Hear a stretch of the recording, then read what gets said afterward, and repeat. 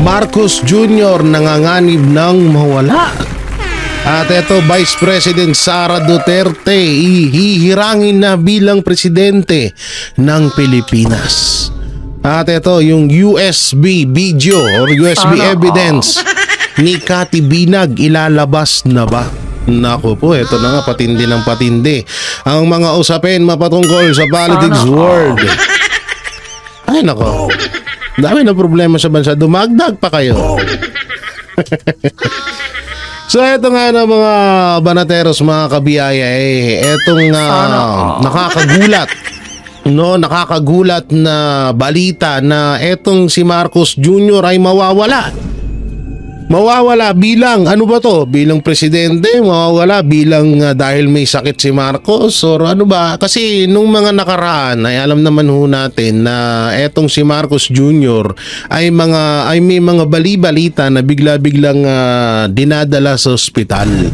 At mga na bibidyoan nga na helicopter mismo ng Malacanang ay dumudong ka doon sa St. Luke's Hospital. So may mga may mga hula-hula or may mga sabi-sabi na etong si Marcos Jr. ay may mga matinding pinagdadaanan na sakit. At bigla ring lumabas yung video niya na nakaupo lang siya pero hingal na hingal si Marcos Jr. So tayo mga kaibigan, hindi naman tayo nagbibintang, no? Hindi tayo nagbibintang na para alam niyo yun, kasi masama din naman yun. Kahit masama siya, masama din naman maghumiling na mamatay na siya. At wala tayong intention na ganun.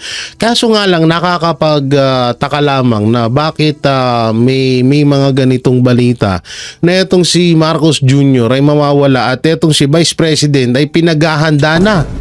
Nakaka-alarma ito nakaka-alarma ito, Auntie Claire. Bilang ikaw ang second lady. Ano bang meron sa kalusugan ni Pangulong Marcos Jr.? Kaya ba ngayon lang siya nagsisipag, nagampanan ang kanyang trabaho kasi palagi minsan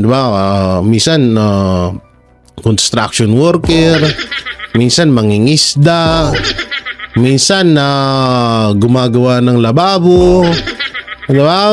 Minsan tigasilip ng mga floating pulburon, kung paano daw sunugin, gano'n. So tawag dito, ano bang meron sa kalusugan ni Marcos Jr.? Sana maipaliwanag yan ni Yusek Claire Castro. Siyempre, 'di ba? Hindi natin alam, malay mo naman. 'Di ba? Hindi natin alam. Siyempre, kailangan natin malaman 'yun kasi binoto natin si Marcos Jr. Kaya nga siya nahalal bilang pangulo ng bansang Pilipinas. So kailangan natin malaman 'yun, may karapatan tayo na magtanong kasi baka mamaya masamain to ng palasyo, baka sabihin masyado ka Jay Guevara, tawag dito, pinapanalangin mo na Walang ganun. Alam niyo, sa kagaya ng sinabi ko sa SMNA nga, kung halimbawa na makatawid man siya, swertihin siya sa matapos niya yung kanyang termino, okay naman yung goods na goods yun. Yung nga lang, sa ibang Pilipino, hindi kasi walang nagawa sa loob ng 6 years. Oo, kaya nga kaabang-abang ang darating na SONA kasi nga hindi natin alam kung ano ba talaga, kung anong meron sa darating na SUNA.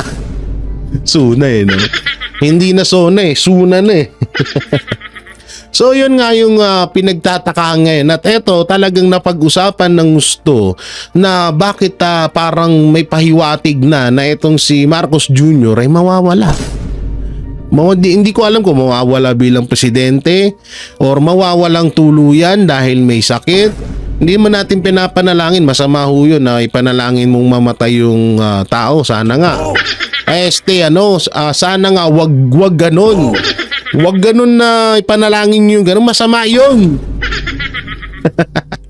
So ayun nga may mga papanoorin tayong video na kung saan talagang nakakapanghiwaga na bakit may ganito. Pero sa asawa ni pera. Dito muna tayo sa hamon, no? Eto, matagal na tong hamon. Eto yung isa sa mga kuno-kuno na baka dahil dito sa mga binibintang kay Marcos Jr. na siya ay gumagamit ng pulvorotics. Baka dito nagmumula yung sakit. So kaya nga etong taong bayan ay naging concern kay Mr. Marcos na magpa-hair follicle test at hanggang ngayon ay hindi nagagawa.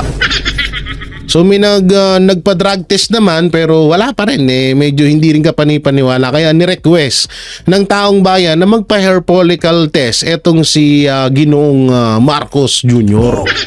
So dito may panibagong hamon na naman sa kanya, naungkat na naman ulit at bumalik na naman etong issue mapatungkol sa hair follicle test at eto nga si Attorney Harry Roque ang magsasalita. Pasok, Attorney! Muling umapela si dating Malacanang spokesperson Attorney Harry Roque kay Pangulong Ferdinand Marcos Jr. na sumailalim sa hair follicle drug test bilang tugon sa mga lumalabas na aligasyon ng umunoy paggamit ng ipinagbabawal na gamot.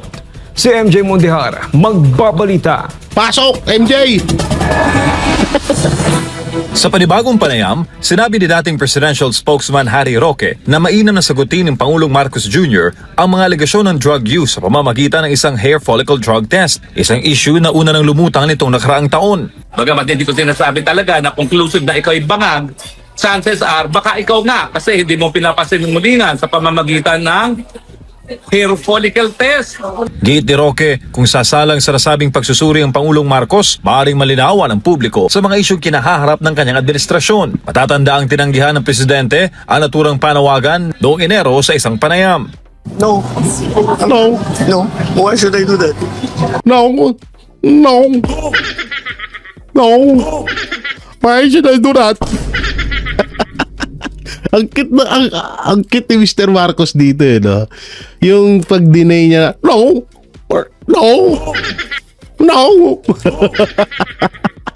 Isang panayam.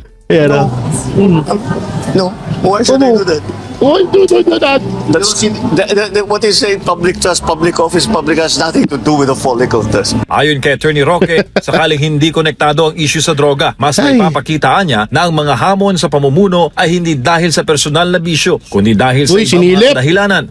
Kasi malalaman namin na lahat ng iyong kapalpakan hindi pala dahil sa ikaw ay bangag kung hindi ka talaga ay walang kakayahang mamuno. Hindi kasi ito katulad hindi ko naman hinahalin tulad si Marcos Jr. kay Pangulong Duterte.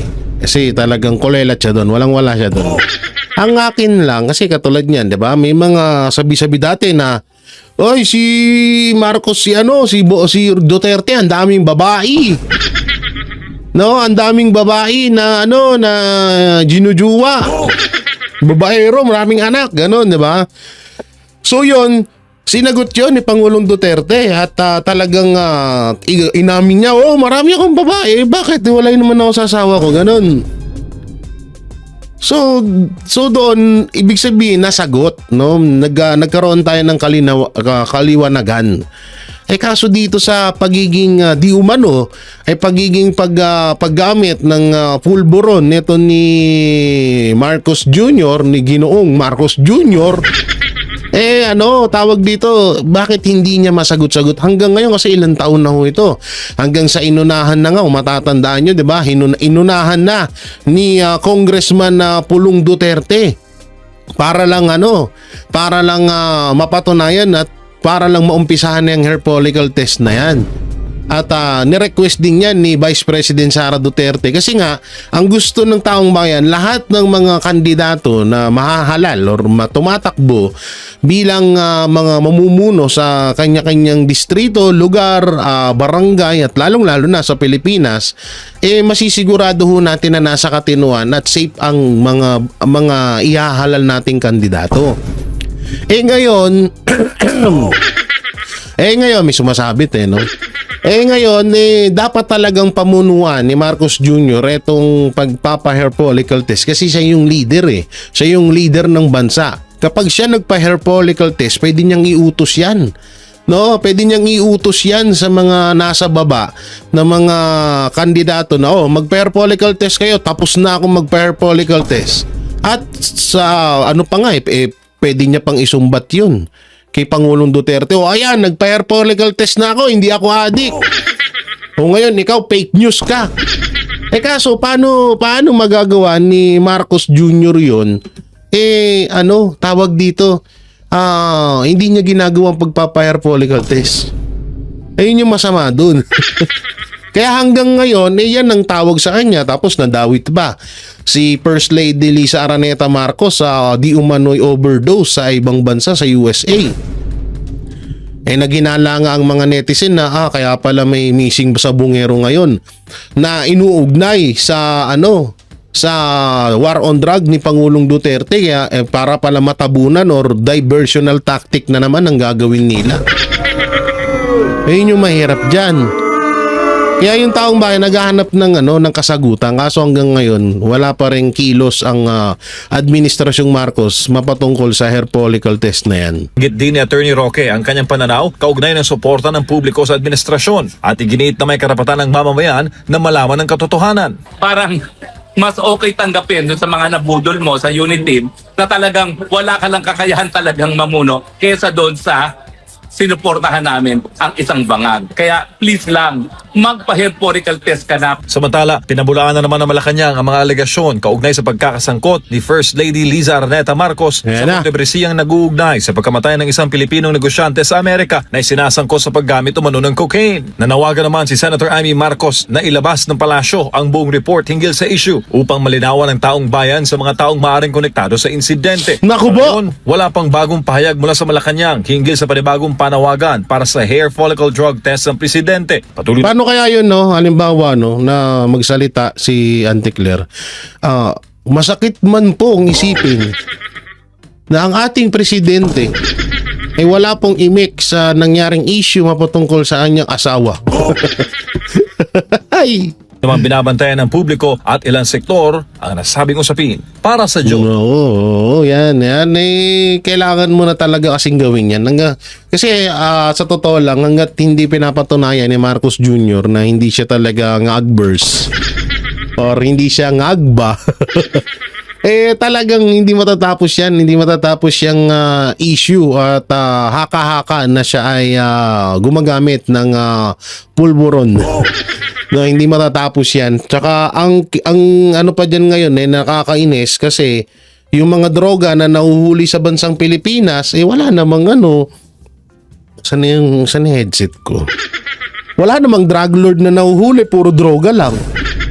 Kaya doon din nakakapag-suspecha ang mga Pilipino na hindi kaya protektado ng administrasyong Marcos yung mga drug lord at yung mga malalaking or big timer na mga kriminal dito sa Pilipinas. Pero yun lamang ay haka-haka lang naman at wala pang parang kwentuhan or sabi-sabi pa lang, pero wala pa naman sapat na patotoo, no? So yun nga lang, nagtataka lang tayo na hanggang ngayon walang hair follicle test. Sabi ni Marcos Jr., hair follicle test pa ako. Charap-charap naman. Ay. So dito tayo sa sinabi naman ni Attorney Sal Panelo. Ito babala Babala ni Attorney Sal Panelo. Basahin natin. Panawagan ng kapayapaan sa gitna ng issue laban sa mga Duterte. Attorney Panelo, pasok. Nagbabala si Attorney Salvador Panelo, dating Chief Presidential Legal Counsel, ukol sa posibleng epekto ng mga kinakaharap na issue ng pamilya Duterte sa kasalukuyang klima ng politika sa bansa. Narito ang balita ni Paul Montibon. Muling naging sentro ng pampublikong diskurso ang mga isyong kinasasangkutan ni dating Pangulong Rodrigo Duterte at Vice President Sara Duterte, kabilang na ang mga aligasyon at panawagan para sa investigasyon. Kaugnay nito, binigyan din ni Attorney Salvador Panelo na mahalagang pag-aralan ng kasalukuyang administrasyon ang mga aral ng nakaraan pagdating sa pananatili sa kapangyarihan. Sa isang panayam, iginiit ni Panelo ang kahalagahan ng maingat na paghawak sa mga kontrobersiyang may kinalaman sa mga dating opisyal, lalo na kung ito'y may epekto sa pambansang pagkakaisa at kaayusan. Pipilitin talaga nila. Talaga hindi na sila natuto . Hindi ba lang naniniwala sa inyo? Maniwala kayo at hindi. Kaya hindi ba dun sa aking column nung kahapon, Manila Times, na pag kayo ay hindi nyo tinilan yung ginagawa ninyo, pangharas, pagbubuli, paninira, pagtatanim ng mga kaso, maniwala kayo, ang taong bayan, naghihintay lamang. At yung mga araw nyo, bilang na. Pag hindi kayo matuto. Hindi kayo Nako po, may ano rin to ha. May laman din tong panayam ni Atty. Salpanelo. Parang konektado rin ito doon sa mga sabi-sabi na itong si Marcos Jr. ay matutuldukan na ang pagiging presidente sa taong ito. Oo, ilan taon na ba? Magpo 4 years na ba? Hindi ko matandaan kasi di ko damay. Damay niyo ba si Marcos? Di ko siya damay. I-comment nyo nga dyan kung nararamdaman nyo siya. Hindi ko kasi nararamdaman No, so yun nga alam nyo may parang tinatag dito na cryptic. May cryptic message itong si Atty. Salpanelo. Hindi kaya talagang parang parang malapit na ang katapusan? Malapit na ang katapusan ng kadiliman dito sa Pilipinas. At matatabunan na ng tawag dito ng kabutihan ng mga kasamaan na nangyayari sa Pilipinas. Kasi totoo naman itong sinasabi ni Atty. Salpanelo na ang taong bayan nag-aantay lang. Kaya nga idugtong natin yung sinabi ko dati na yung isang hudyat nga lang or tinatawag na isang kumpas lang ni Pangulong Duterte na pababain si Marcos ay talagang may gagawa daw ng paraan nun.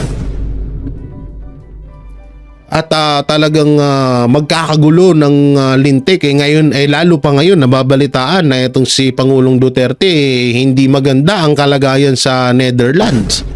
Diyan sa The Hague sa sa teritoryo ng ICC.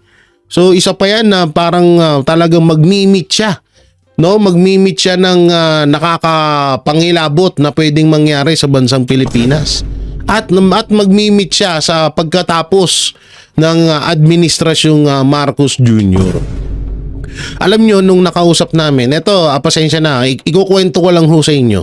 Nung nakausap namin si Pangulong Duterte at palagi niya rin naman to sinasabi sa mga interview. Alam niyo, sinabi niya sa amin na kahit ako tanungin nyo, ayaw ko din na maupo agad si Inday bilang presidente ng bansang Pilipinas. Ang gusto ko pa rin, dumaan pa rin sa proseso, magkaroon ng botohan at ihalal mismo ng kusang loob ng taong bayan si Inday Sara, si Vice President Sara Duterte. Yun ang pagkakasabi lagi sa amin ni Pangulong Duterte. At alam ko rin na nabanggit niya rin yan sa mga ilan na interview or sa ibang maisog rally na mga naganap noong halalan. So talagang kahit di naman ako tanungin, mas gugustuhin ko rin na talagang dumaan sa Vice President Sara Duterte sa botohan bilang presidente para sampal din yun sa pagmumukha nila Trillanes tsaka ni Larry Gadon. Diba yung mga yan lang lagi nagsasabi na ang Duterte wala na. Ang Duterte may wala na supporter, wala nang naniniwala. Pero wag ka. Diba? Nanalo pa rin ang mga kaalyado ni Pangulong Duterte. Na binawasan pa nga nila ng boto. Diba? Kaya so maganda magkaroon ng ganon para sampal sa kanila yun. Yun nga lang, kapag hindi na kinaya ng taong bayan, talaga mapipilitan tayo na maghalal tayo ng panibagong Pangulo. Kung biruin mo, 3 years pa lang. 3 years pa lang ang nakakalipas, meron na pong 5 million or papunta na sa hindi pala million, trillion. 5 trillion ng utang ng Pilipinas na wala naman tayo nakikitang wala man tayong nakikitang asenso or mga proyekto dito sa Pilipinas. Kasi nung panahon ni Pangulong Duterte, okay lang nagkautang siya ng 4 trillion. sa nadagdagan ng 4 trillion yung utang ng Pilipinas kasi una-una nagka-pandemya. Pangalawa, ang daming nangyari. Ang daming nabuo, ang daming project, ang daming proyekto na nakita natin nung panahon ni Pangulong Duterte. Kaso, panahon ni Bongbong Marcos, nga bells. O, hindi baka nung nag-i-speech siya na, gagawin kong 20 pesos kilo ng bigas. Charing. Gagawin kong itutuloy ko ang mga nasimulan ni Pangulong Duterte. Charot. O baka may ganun kasi sa dulo, hindi natin narinig. 'Di ba? Baka ganun yung nangyari nung kaya tayo naman umasa rin agad. Pero tong sinasabi ni Atty. Panelo, may ibig sabihin ha. Tumigil. Kung matutunan, Pakinggan nyo. maniwala kayo, ang taong bayan, naghihintay lamang. Yan na, patay. At yung mga araw nyo, bilang na. Pag hindi kayo matuto, kung hindi kayo tumigil. Kung matuto naman kayo, walang problema. Mabuti sa ating lahat yan. Kaya ayaw nga natin dumating o humantong sa isang kalakaran kung saan mauulit na naman yung mga kasaysayan na nagpapalit tayo ng pamahalaan sa gitna ng termino ng isang pamahalaan. Ayaw na natin yun. Ayon kay Panelo, dapat ring isaalang-alang ng mga nasa pamahalaan na ang posisyon ay hindi permanente at anumang pagkilos na labag sa batas ay hindi dapat palampasin.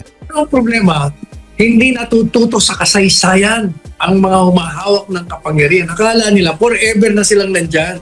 Tama. At pilit nilang ginagawa ang lahat ng mga bangin upang mahadlangan nila ang maaaring pumalit sa kanila. Kaya gumagawa sila ng lahat ng kaparaanan. Sukdulan na lumabag sila sa saligang batas. Iyan ang problema. Kamakailan Yan ang dyan, yan talaga. Totoo yan, alam nyo. Kaya nga yung iba dyan, yung mga nananarantado sa mga Duterte, tangina, hindi nyo iniisip, panandalian lang yan, 6 years. Paano pag natapos na yung termino nyo, kawawa kayo. Ang daming hindi sa totoo lang, ang daming nasirang pangalan ngayon ng mga kandidato. At sila rin ang may kagagawan nun, hindi kaming mga vlogger, hindi ang mainstream media, kundi sila mismo ang may kagagawan nun na ba't nasira ang mga pangalan nila. Dahil sinusunod nila kasi yung mga maling gawain na hindi naman dapat sundin yun. 'Di ba? So talagang marami tayong nakita at marami tayong nakilalang mga traidor. Tuloy. ay muling naging usapin ang pagkawala ng mga isabong players. At may mga ulat na sinusuri ng Department of Justice ang posibleng koneksyon nito sa manakaraang kampanya kontra illegal na droga. Sa ngayon, wala pang matibay na ebidensyang nag-uugnay sa dating Pangulo sa isyu. Patuloy pa rin naman ang panawagan para sa masusing investigasyon sa mga kontrobersiyang ito habang nananatili ang hamon sa gobyerno na unahin ang pagkakaisa at kapakanan ng publiko sa gitna ng mga usaping pampolitika. Para sa Diyos at Yan pa yung isa yung sa sabong-sabong na yan. Biglang sumulpot no? Tagal-tagal ng kaya nagtataka ako ba't ngayon lang pinag-usapan yung isabong na yan? Kaya ang tagal-tagal na yan. Kung matagal na palang may hawak si Torre at si Remulla ng mga ebidensya, ba't ngayon lang nila inaasikaso? Yun naman pala, may panibago na naman palang issue na pupukol sa mga Marcos. Yung ang pagkadawit ni Lisa Araneta Marcos sa overdose kill ni Juan Paulo Tantuco sa USA. So maraming nagsasabi na yung missing sa bungero ay diversion tactic lang para matabunan ng issue na naman ng mga Marcos. Ewan ko, bahala sila sa buhay nila. Biglang ganun no? Che Guevara, bakit mo mag-gumento? Alam niya, dito tayo sa sinabi ni Cathy Binag, ni Ma'am Cathy Binag na napakaganda, oo. Eto, si Ma'am Cathy Binag, yung about sa ito, matagal din nating inantay ito. Sana hindi to hindi hindi mapuspunto ha. Na sana ilabas tong hawak ni Ma'am Cathy Binag ng USB. Kasi dito daw sa USB video na to na issue na tinatawag na ebidensya ni Ma'am Cathy Binag na about sa pagiging pulborotics ni Marcos Jr. Nandito daw sa USB yung yung mga ebidensya, yung mga video na talagang humihit-hit etong mga Marcos ng pulburon, at may kwento pa nga siya noon na parang siya mismo nagsabi niyan. Hindi ko alam kung totoo. Sabi niya pagdating daw niya doon sa may bahay ni Marcos Jr. kasi diba parang karelasyon niya ata si Lagdameo ata yun, na hindi ko alam, baka dati pa yun, so hindi natin kailangan pangimasukan yun. At inalok nga daw siya na na mag-take ng pulburon. At nung tumanggi siya, sabi daw ni Lisa Araneta Marcos ay, anong ginagawa mo dito kung ayaw mo naman humit-hit? Oo, so yan yung isa pa to sa kinakaabangan natin. Baka yung sinasabi ni Vice President Sara Duterte na video na hawak niya kay Lisa Araneta Marcos, baka etong si USB, baka iisa lang. So panoorin natin. Ate, di ba eyewitness ka? Oo. Nakita mo talaga? Oo naman. Inoferan nga ako, di Ayan ba? Oo. Uy! Ayan na rinig na rinig, inoperan. Tsaka dun sa aking mga friend na alam nyo yung katotohanan. Tigilan nyo na. Tigilan nyo, kundi mapapangalanan ko kayo. Magpapa-hair Uy! follicle. Iko-call ko rin na magpa-hair follicle test kayo. Nako. Uy! Naku po, nakapa. Ay, sino yung nakapa? Hindi grabe to Ma'am Cathy Binag tapang talaga ni Ma'am Cat. Oo, lupit mo Ma'am Cathy. Oo, may papangalanan na. Pero ako, suggestion ko lang Ma'am Cathy, huwag mo nang patagalin. Ang tagal na naming inaantay din yan, ilabas mo na. Oo, gusto na namin mapanood. Kung sino ba yung mga tao na yun. Kasi baka mamaya, baka mamaya may mga tao dyan na akala namin napakabae, napakatino. Yung pala tawag dito, bandang dulo kasama pala dyan. Mahirap yung gano'n bandang dulo kasama pala dyan talagang talagang kakaiba Oo, ewan ko na lang nakaka-excite tong mga pasabog ni Ma'am Cathy Binag. So tuloy natin. So, nasa Tigilan USB. nyo. Nasa USB ba mga yan? Nasa USB kayo. Naku po! Yung kinikwento Kaya nasa USB kayo. mo kanina kay Boss Dada na, Ayun yun. hindi, iba pa yan. May ebidensya ka na yung bayad-bayad ba yun? Iba pa yun. Iba pa yun. Ay, grabe. Paid na mga bumbabaliktad at halatang pabaliktad na naman. Nako. Sige, Diba? abangan natin. So, ano yung bayad-bayad? Hindi ba yan yung sa Hindi ba yan yung sa tawag dito? Hindi kaya yan yung sa impeachment kay Vice President? Maraming na-operan dun Marami ding mga nabayaran dun. Hindi kaya yan yun, Ma'am Cat? Ma'am Cat, masyado nga. I-chat mo nga yan sa akin. Grabe si Ma'am Cat, alam niyo, sobrang ganda niya sa personal. Talagang hindi ka mapapakali lalo't pagkatabi mo. Sobrang bango. Sobrang akala mo bulaklak na pinagkukunan ng pabango dito sa buong mundo. Pero tsaka ang bait, hindi siya yung kahit na may kita mo sa kanya na parang alam mo yun, yayamanin, kahit na pero siya, ang napaka-humble niya, napakabait ng tao na to, si Ma'am Cathy Binag. Patay kang baba. Hindi ko alam yan, hindi ko alam. Wala akong alam dyan. Basta ako, pinakita niya sa akin, ipapakita ko na ba? Sabi ko, wag mo na ipakita, baka masira ang career natin yan. Anyway, maraming salamat po. Sino kaya yun, Sino kaya yun, Oo, grabe yun, Alam niyo, marami pa tong sinabi si Ma'am Cat, talagang pakinggan natin. Focus natin is manawagan tayo na talagang patunayan sa atin ng presidente at ng kanyang asawa at nung kung sino man nandyan na hindi sila gumagamit ng pinagbabawal na gamot. And the only way to do it is for them to undergo hair follicle test. Tingnan mo na, matanong ko sa'yo, bakit ba kasi nasa USB na so 90s naman natin? USB? Lagay mo sa cloud. Di ba dapat CD yung 90s? Pero, So si Cocholi minsan papansin din to kay kay Ma'am Cathy Binag Lagi nagpapakyut. Ay, joke lang, coach. Oh, so yun nga, no, ano kaya ang mga nilalaman ng USB ni Ma'am Cathy Binag? Grabe, nakaka-excite lang. Nakaka-excite kasi may kita tayo na video na alam mo yun na kasi matagal nang sinasabi na masama ang Duterte. Mamatay taong Duterte, hindi mapagkakatiwalaan ng mga Duterte, pero tapos malalaman natin na may hawak pala ang isang tao sa paggaganon nyo. Mahirap yung gano'n, no? Kaya dapat yung hair follicle test na yan, isulong na or gawin na ni Mr. Marcos para tapos na yung issue na yan.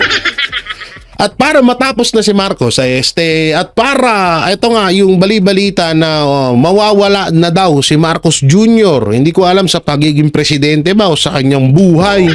So about naman sa buhay, kanya-kanya naman tayo, alam nyo, lahat naman tayo darating sa point na yan na talagang huhusgahan na tayo ng itaas kung hanggang saan ang buhay natin. So lahat tayo yan.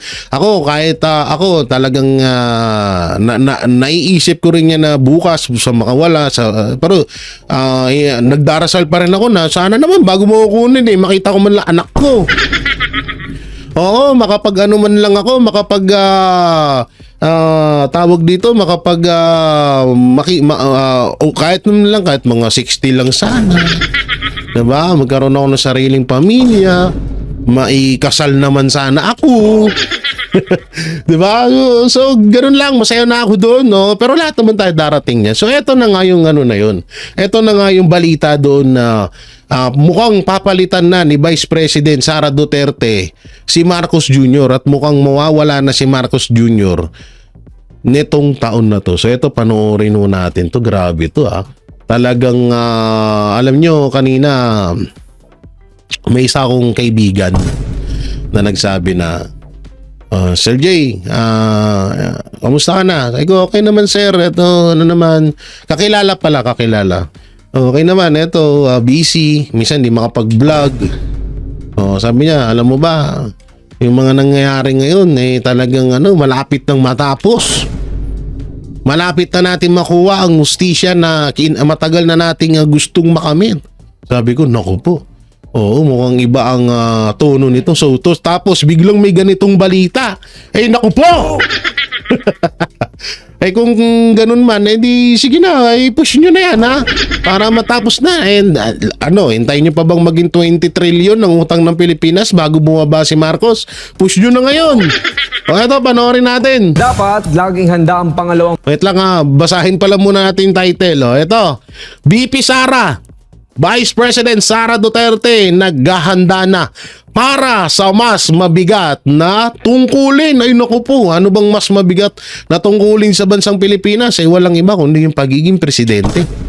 Yan ang isa sa mga kasi buong Pilipinas hahawakan mo. No? Hindi mo kokontrolin na kagaya kagaya ngayon. Hindi mo kokontrolin, no? So talagang ikaw ay mamumuno sa bansang Pilipinas. Talagang aalalayan mo sila at iaangat mo ang kanilang mga buhay. So, ganyan. So, panoorin natin. dapat laging Sabihin nyo naman, puro si Jay Guevara, puro daldal, wala mang winta. Eto na, sorry na. Dapat laging handa ang pangalawang pangulo ng bansa sa posibilidad na humalili sa pangulo anumang oras. Ayon kay Office of the Vice President Spokesperson Attorney Ruth Castelo, giit niya, ang mga programang ipinatutupad ni Vice President Sara Duterte ay bahagi ng kanyang paghahanda sakaling mayroong mangyari. Si Jason Rubrico, magbabalita. Kung sakaling merong mangyari kanino. Parang alam mo yun, hindi siya nakakatakot. Pero kasi isipin nyo, kilala natin ng mga Marcos na hindi basta-bastang yan. Hindi basta-bastang bababa sa pwesto nila yan. Oo, ang dami pa nilang pangarap. Gusto pa ni Martin Romualdez na maging Prime Minister ng Pilipinas.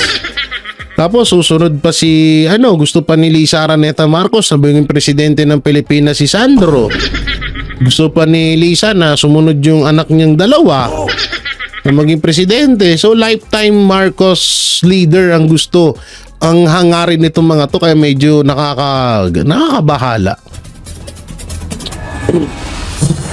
Mahalagang hindi isantabi ang kahalagahan ng mandato ng Vice President dahil kapareho ito ng mandato ng Pangulo ng Bansa. Ayon kay Office of the Vice President spokesperson, Attorney Ruth Castelo, dapat kilalanin ang tunay na mandato ng pangalawang Pangulo dahil katumbas ito ng tungkulin ng Pangulo base sa saligang batas. The mandate of the Vice President is the same as the mandate of the President.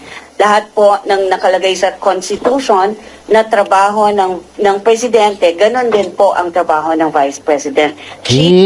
So parang walang pinagkaiba. Kaso,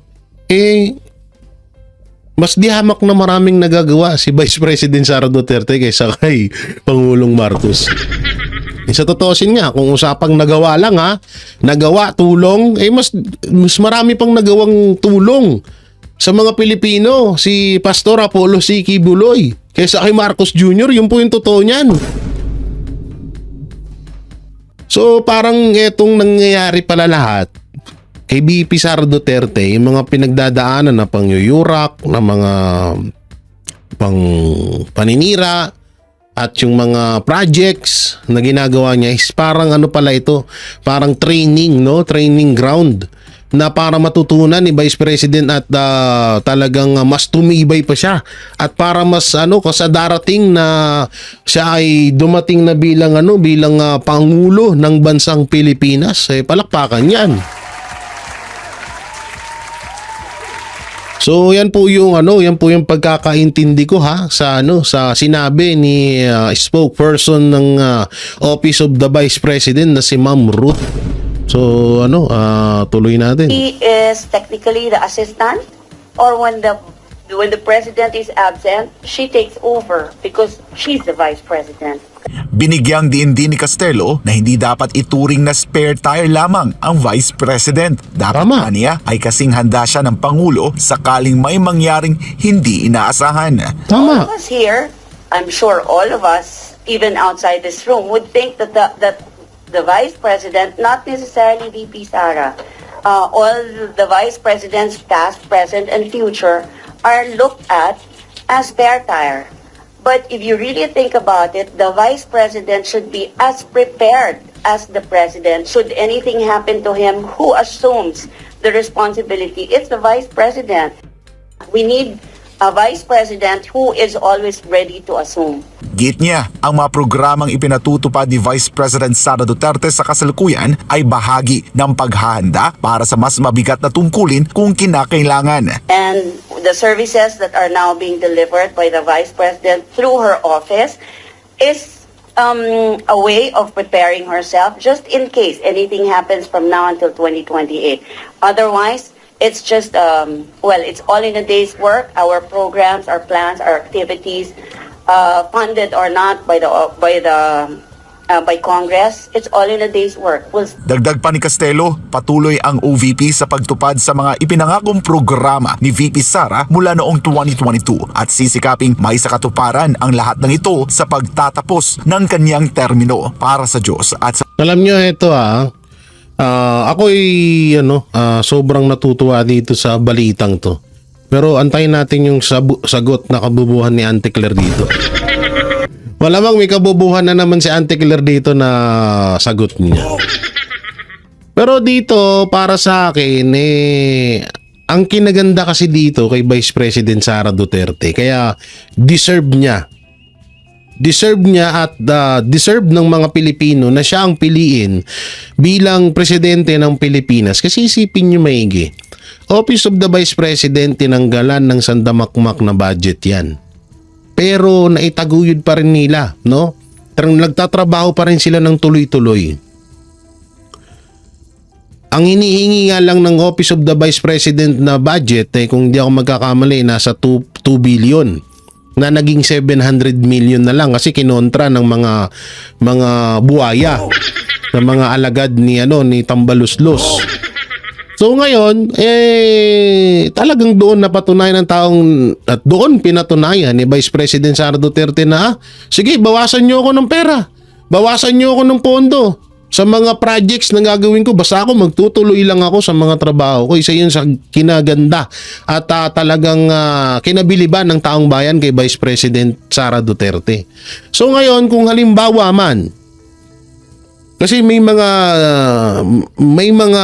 marami din ako nakikita na pagkakataon or dahilan kung bakit hindi na dapat manatili si Marcos Jr. sa kanyang posisyon bilang presidente ng Pilipinas dahil unang-una yung ginawa niya kay Pangulong Duterte, yung ginagawa niya ngayon.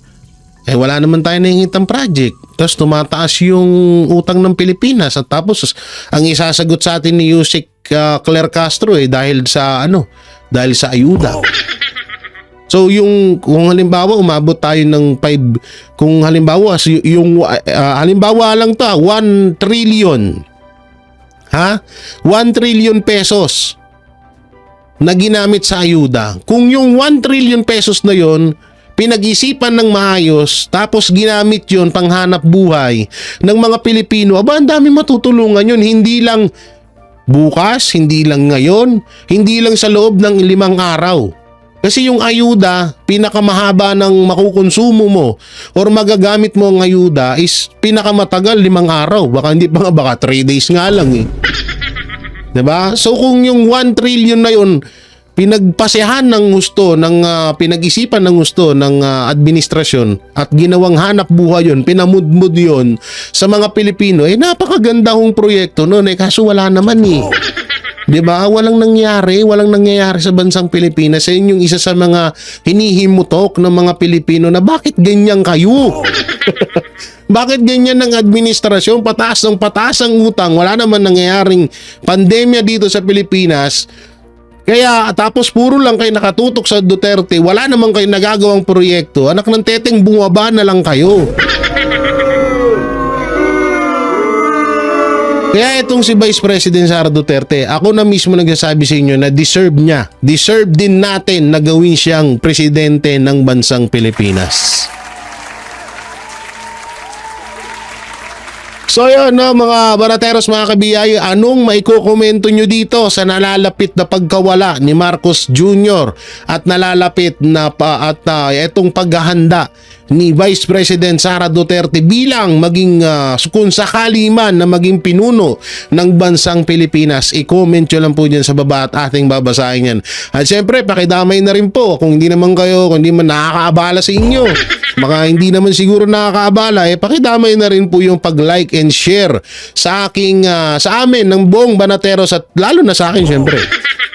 Sa aking video, na paki-like and share and comment and subscribe sa ating YouTube channel.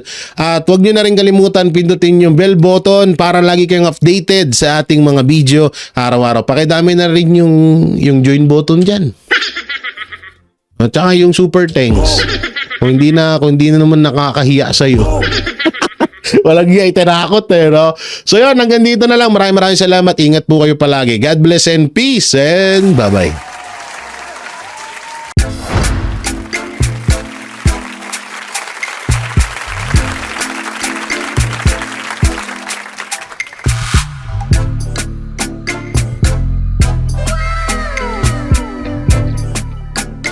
The next performance will start momentarily.